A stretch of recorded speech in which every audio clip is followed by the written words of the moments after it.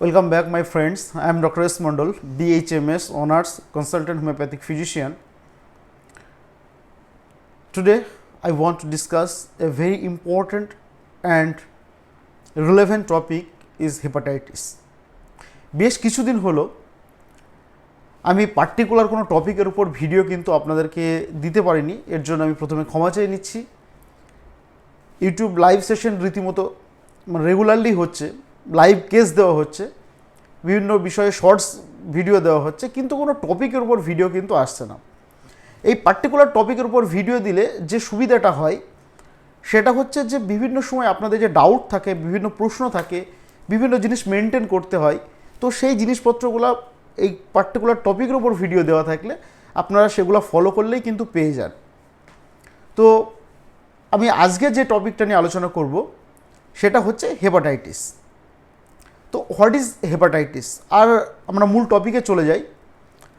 তো হেপাটাইটিস বলতে গেলে যে hepatitis means, hepatic means liver and itis mean inflammation. Hepatitis means inflammation on the liver, hepatic mean liver এবং itis mean inflammation. তাহলে যদি কোনো কারণে লিভারে যদি ইনফ্লামেশন হয় তাহলে তাকে বলা হয় হেপাটাইটিস। হেপাটাইটিস একটা ব্রড টার্ম, একটা বড় টার্ম, কারণ বিভিন্ন কারণে লিভারে ইনফ্লামেশন হতে পারে বা লিভার ইনফ্লামেশনের বিভিন্ন কারণ আছে, কিন্তু মোস্ট কমন যে cause, most common causes of hepatitis are the viral, number 1, number 2 is the autoimmune causes, number 2 is the drug বা medicinal causes, drug induced hepatitis or any other chemical irritants or autoimmune hepatitis.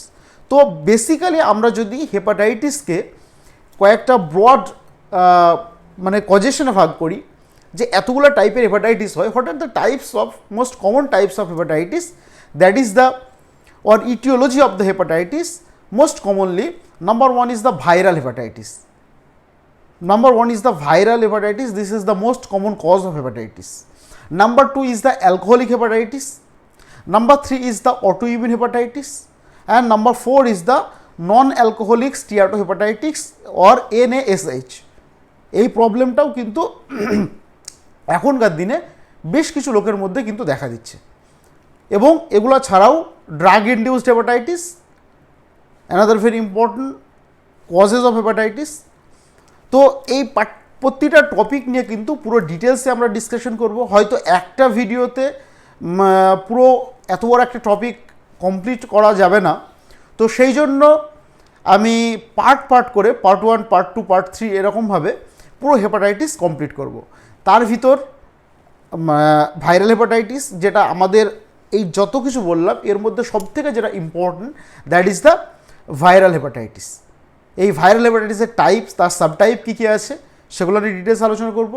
Alcoholic hepatitis নিয়ে আলোচনা করব, autoimmune hepatitis নিয়ে আলোচনা করব, এবং non alcoholic steatohepatitis or NASH সেটা নিয়ে ডিসকাশন করব, এবং তার সঙ্গে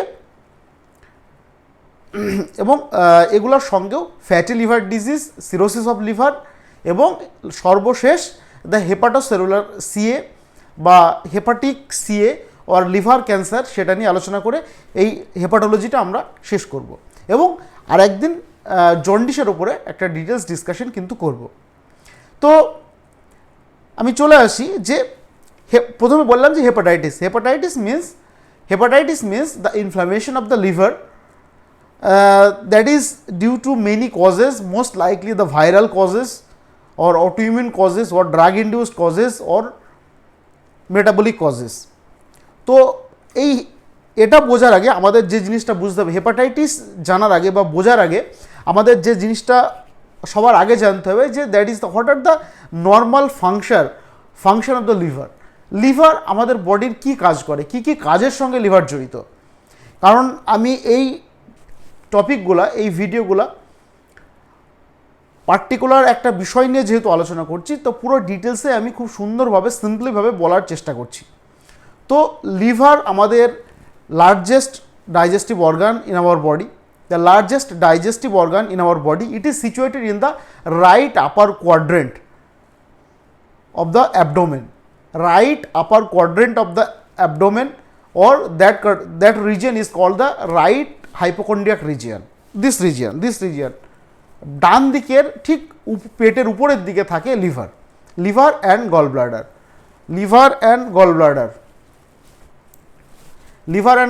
bladder situated on the right hypochondriac region, or it is situated in the right upper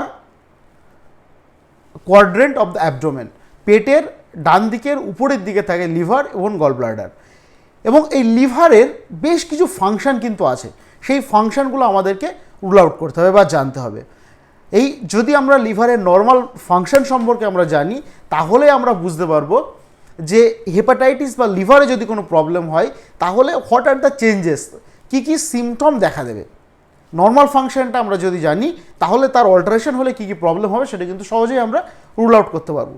তো number 1 is the cleans the ব্লাডের বিভিন্ন রকম বিভিন্ন যে কেমিক্যাল থাকে, তো সেই জিনিসগুলোকে ক্লিয়ার করা বা সেই যে ব্লাডের যে পরিশুদ্ধতা যেরকম কিডনি করে ঠিক সেরকমভাবেও কিন্তু ব্লাড কিন্তু পিউরিফিকেশনে লিভার একটা বড় ভূমিকা পালন করে, এবং মেন যে function related to the blood, that is the liver produce the blood.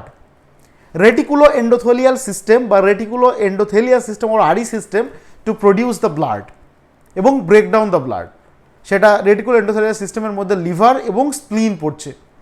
তাহলে আমাদের বডিতে ব্লাড বিভিন্ন জায়গা থেকে প্রডিউস হয়, বোন ম্যারো থেকে হয়, লিভার থেকে হয়, স্প্লিন থেকে হয়, তো বোন ম্যারো বা অস্থি মজ্জা সেখান থেকেও কিন্তু হতে পারে। তো লিভারের ফার্স্ট অ্যান্ড প্রাইম যে কাজ, that is the cleans the blood and produce the blood. Number 2 is the regulates the hormone. There are so many types of hormone which secrete in the liver and regulate within the liver. যে এরকম প্রচুর hormone আছে যেগুলো কিন্তু liver থেকে secret হয় এবং liver সেই হরমোনগুলোকে রেগুলেট করে। Number 3 is the helps with the blood clotting. Is a very important factor, blood regulate the blood clotting, to help the blood clotting, to help the blood coagulation, বা বাংলায় যাকে বলা হয় রক্ততঞ্চন। এই লিভার কিন্তু রক্ততঞ্চনে সাহায্য করে, কারণ আমরা জানি আমাদের যে 13টা ক্লটিং ফ্যাক্টর আছে, যে 13টা ক্লটিং ফ্যাক্টর, সেই 13টা ক্লটিং ফ্যাক্টরের মধ্যে 12টা, অনেক সময় 13টা বলা হয়, তো 13টা ক্লটিং ফ্যাক্টরের মধ্যে 2, 7, 9, 10, 2, 7, 9, 10, এই 2, 7, 9, 10, 2, 7, 9, 10 এই 4টে clotting factor, that is the vitamin K dependent factor which secretes in the liver, তো which control within the liver কিন্তু এই সমস্ত হরমোনগুলো বা ভিটামিন কে ডিপেন্ডেন্ট ফ্যাক্টরগুলোকে কিন্তু কন্ট্রোল করে। তো mind it, this is a very important function. আর যখনই এই কোয়াগুলেশনের যদি প্রবলেম হয় বা রক্ততঞ্চনে যদি কোনো প্রবলেম হয়, কোথাও কেটে গেল বা কোনো মেজর অ্যাক্সিডেন্ট হলো, কোনো বড় অপারেশন হলো, ব্লাড যদি না থামে, continue blood the oozing of the blood, continue blood বেরিয়ে যাচ্ছে শরীর থেকে, নিয়মিত কন্টিনিউ শরীর থেকে ব্লাড বেরিয়ে যাচ্ছে, ব্লাড বন্ধ হচ্ছে না, তো সেটা কিন্তু খুব মারাত্মক প্রবলেম। এবং বেশ কিছু ডিসঅর্ডার আছে, যেমন হিমোফিলিয়া, ক্রিসমাস ফ্যাক্টর বা ক্রিসমাস ডিজিজ, এই টাইপের যে প্রবলেম যেগুলো আছে কোয়াগুলেটিং ডিজিজের মধ্যে, এবং ভন উইলভেন ডিজিজ, দেয়ার আর ডিফারেন্ট টাইপস, এটা অন্য বিষয়, দেয়ার আর ডিফারেন্ট টপিকস, সেটা আমি সেদিকে যাচ্ছি না। তো এই টাইপের প্রবলেম কিন্তু হতে পারে। এগুলো ছাড়াও টু প্রডিউস দ্য বাইল, লিভারের কাজ কি? Another very important function of the liver, that is the produce the bile, পিত্ত তৈরি করা। তাহলে গল ব্লাডারের কাজ কি? এখানে আমি বলে দিই একটু, যে লিভার বা আমাদের যে যকৃৎ, সেই যকৃৎ তৈরি করে, বাইল তৈরি করে, এবং বাইলের মধ্যে যে বাইল সল্ট এবং bile pigment, sodium taurocholate, sodium glycocholate, potassium taurocholate, potassium glycocholate, এই 4 ধরনের যে সোডিয়াম বাইল সল্ট থাকে, বাইল পিগমেন্ট থাকে, এবং বিভিন্ন রকমের যে কেমিক্যাল, সেগুলো all are secretes from the liver, এবং which comes down within the hepatic by the help of hepatic duct, and it is stored on the gallbladder. It is stored on the gallbladder for the concentration and storing. What are the function of the gallbladder? That is the storing of bile and concentrating the bile. Mind it, very important factor. Liver কিন্তু পিত্ত বা বাইল তৈরি করে এবং সেই পিত্ত বা বাইল hepatic ডাক্টের মাধ্যমে গল ব্লাডারে এসে জমা হয় বা পিত্তথলিতে এসে জমা হয়। আর পিত্তথলির নর্মাল কাজ কি? পিত্তথলি বা গল ব্লাডারের নর্মাল ফাংশন হচ্ছে দ্য স্টোর দ্য বাইল বা বাইলটাকে জমা রাখা, স্টোর করা, এবং আরেকটা ইম্পর্টেন্ট ফাংশন সেটা হচ্ছে গল ব্লাডারটাকে বাইলটাকে কনসেন্ট্রেশন করা বা কনসেন্ট্রেটেড বাইল তৈরি করা। মানে পিত্তথলির যে গাঢ়ত্ব বা পিত্তের যে গাঢ়ত্ব সেই গাঢ়ত্বটাকে বাড়ানো, কারণ লিভার থেকে যেটা সিক্রেট হয় সেটা হচ্ছে একদম লিকুইড বা জলের সমান, জলের মতো, সেই জিনিসটাকে গাঢ় করে এবং স্টোর করে। এবং আমরা যখন কোনো চর্বি জাতীয় জিনিসপত্র খাই বা ফ্যাটি ফুড যখন খাই, তখন খাবারটা যখন স্টোমাক বা পাকস্থলী থেকে আমাদের ইন্টেস্টিন বা ডিউডিনামে প্রবেশ করে, স্মল ইন্টেস্টিনে প্রবেশ করে, তখন এই গল ব্লাডার কন্ট্রাকশন হয়, সংকোচন হয়, এবং সেই সংকোচনের মাধ্যমে গল ব্লাডার থেকে কিন্তু পিত্তটা ডিউডিনামে চলে আসে এবং আমাদের যে খাবার আমরা যেগুলো খাচ্ছি সেই খাবারে গিয়ে মেশে এবং আমাদের কাইল বা চাইলোমাইক্রন, সেটা একটা আলাদা পদ্ধতি, ফ্যাট অ্যাবজর্পশনের পদ্ধতি, এবং আমাদের যে ফ্যাট বা চর্বি যেটা খাচ্ছি সেটা কিন্তু হজম হতে সাহায্য করে। তো এটা হচ্ছে নর্মাল বাইলের ফাংশন। এগুলো ছাড়াও লিভারের আরও যে ফাংশন যেগুলো আছে তার মধ্যে যেগুলো যে produce the important protein. There are so many types of protein except the immunoglobulin which helps our immunity, which promote our immunity. শুধুমাত্র আমাদের শরীরে যে গ্লোবিউলিন বা রোগ প্রতিরোধ ক্ষমতা বা আমাদের যে ইমিউন সিস্টেম আছে সেই ইমিউনোগ্লোবিউলিন বা আইজি এগুলো ছাড়া প্রায় প্রত্যেকটা প্রোটিনই কিন্তু which synthesis from the liver, সেগুলো কিন্তু লিভার থেকে সিনথেসিস হয়। Like the albumin, globulin, all are secreted from liver, খুব ইম্পর্টেন্ট। এবং আমরা জানি অ্যালবুমিন আমাদের carrier protein, 80% osmotic pressure albumin একা মেনটেন করে, এবং গ্লোবিউলিনের বিভিন্ন ফাংশন আছে। এগুলো ছাড়াও maintain the blood sugar level, very important in case of diabetes mellitus, where the blood glucose level are increases or rises, which control the liver or maintain the blood sugar level. Liver control the blood sugar level. এবং এগুলো ছাড়াও সব কিছু বলা possible হচ্ছে না। And the much more function of the liver, এবং the liver is essential organ of the human body, liver is essential organ of the human body. তো এতগুলো নর্মাল ফাংশন কিন্তু লিভারের। তো এই লিভারের যদি কোনো কারণে ইনফ্লামেশন হয় তাহলে সেটা কি কারণে হয় এবং সেগুলো সম্পর্কে আমরা ডিটেলস আলোচনা করব।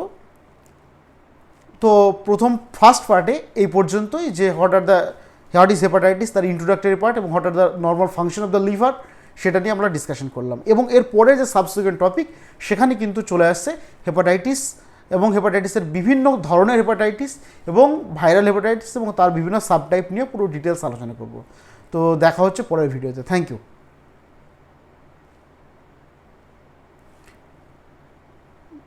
আমার এই channel doctor S Mondal official, এটাকে সাবস্ক্রাইব করে রাখবেন এবং এই ধরনের হেলথ রিলেটেড ইনফরমেশান সবার আগে পেয়ে যাওয়ার জন্য পাশে থাকা বেল আইকনটি অন করে রাখুন এবং সমস্ত নোটিফিকেশান সবার আগে পেয়ে যান। এবং ইউটিউব লাইভ বিভিন্ন টপিক্সের উপর ভিডিও, ইউটিউব শর্টস এবং ইউটিউব লাইভ স্ট্রিমিং সমস্ত কিছু সবার আগে দেখার জন্য আমার এই চ্যানেলটি সাবস্ক্রাইব করে রাখুন। Thank you.